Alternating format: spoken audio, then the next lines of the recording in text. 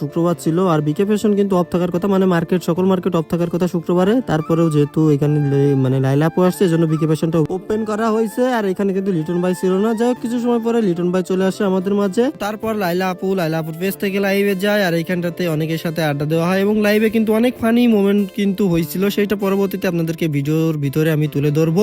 Video ভালো হয় নাই না, আবার অনেক মজার পিঠা, ভালো লাগতেছে, অনেক ভালো লাগতেছে। এত স্বাদের পিঠা